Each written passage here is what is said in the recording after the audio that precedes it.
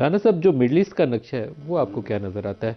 देखिए, इसमें जो अमेरिका ने जो ये अटैक किया था ईरान के ऊपर, उसकी जो उन्होंने कैलकुलेशन की थी, जो उनके अंदाजे थे, जो उनकी सोच थी, वो तो ये थी कि जैसे ही हम अटैक करेंगे और उनकी लीडरशिप जो है उसको हम ख़त्म कर देंगे, तो उसके नतीजे में वहाँ पे लोग उठ खड़े होंगे और वहाँ पे रजीम चेंज हो जाएगा।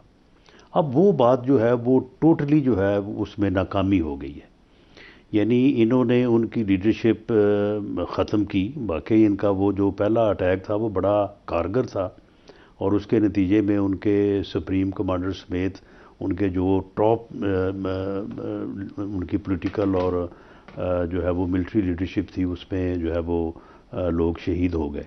लेकिन उसके बाद जो अंदाज़ा था इज़राइल का, अमेरिका का, या जो इनके जो यानी इनके फोरम्स हैं, या जो इनके इस तरह की जिन लोगों ने ये चीज़ें सारी इनको कैलकुलेट करके बताई थी कि उसके बाद ये हो जाएगा, वो नहीं हुआ।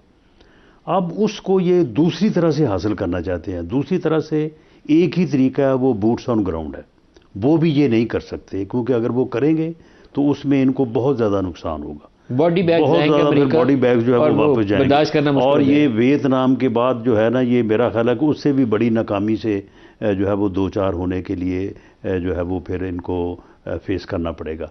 तो अब मामला ये है कि अब प्रेसिडेंट ट्रंप को जो है वो रास्ता सुझाई नहीं दे रहा कि मैं इस नाकामी को किस तरह से कामयाबी में नरेट करके तो मैं वापस चला फेस सेविंग अब इस चीज़ में, बस इस फेस सेविंग में वो फंसे हुए। फेस सेविंग में फंसे हुए। और इस वक्त सूरत हाल ये है कि ईरान भी जो है, या ईरान में जो इस वक्त मौजूद लीडरशिप है, वो भी उन्हें फेस सेविंग देने के मूड में नहीं है।